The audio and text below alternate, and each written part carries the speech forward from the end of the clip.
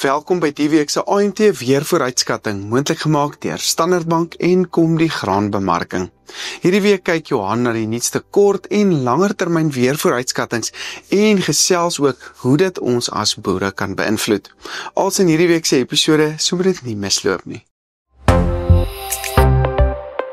Goeiedag. Ja, hier is 'n paar koue fronte wat in die volgende week of 2 die land gaan beïnvloed. Die eerste is hier rondom 8-29 Mei en ons kan sien die frontale stelsels wat reën oor die winterreënvalgebied gee, maar redelik lig en nie te swaar neerslaan nie. Hier rondom 2 Junie is daar volgende frontale stelsel, maar dit gaan net die suidelike punt of die suidwestelike punt raak en 'n klompie reën gee, maar ook nie veel reën nie. Die groot invloed gaan wees op minimum temperature. En as ons kyk vir 31 Mei byvoorbeeld, wat se minimum temperature word verwag, dan kan ons sien onder vriespunt oor groot dele van Lesotho, die Oos-Kaap, suidelike dele van die Noord-Kaap, Vrystaat, so baie koue toestande wat gaan voorkom. En eintlik vir die hele week van Junie, of eerste week van Junie, kan daar lae temperature voorkom.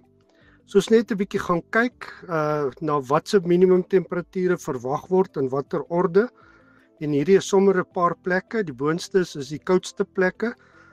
Sastron sou by -8 grade draai, Ficksburg -7, Multino -5, so ook Allewal Noord, Standerton -3, Ceres -1 en Botawil ook -1 en dan bietjie warmer Lichtenburg hier by 2 grade en ons moet onthou 2 grade Celsius kan redelike ryp al veroorsaak of tot gevolg hê in laagliggende gedeeltes.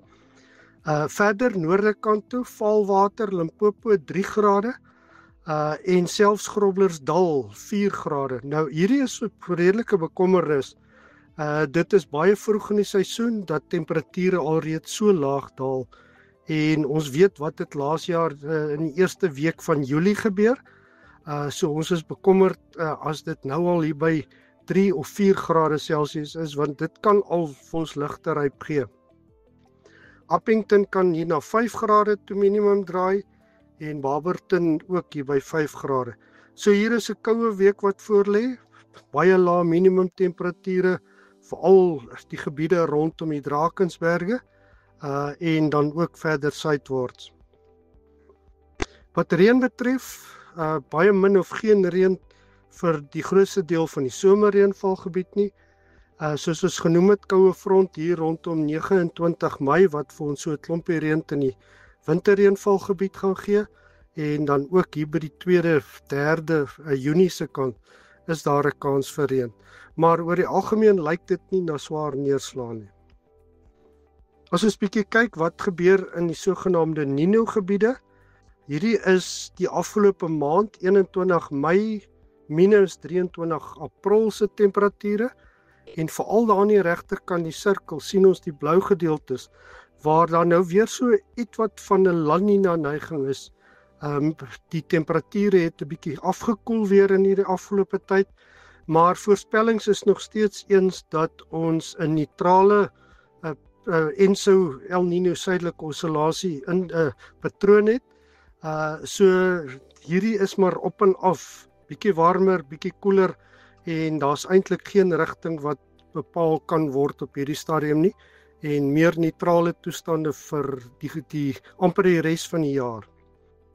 Net so vinnig wat in die VSA gebeur, die somergraangebiede, sogenaamde mieliegordel, is omtrent daar waar ons die sirkel het, en ons kan sien die afgelope maand, of afgelope 30 dae, was daar ondergemiddelde reën oor daardie sentrale gedeeltes.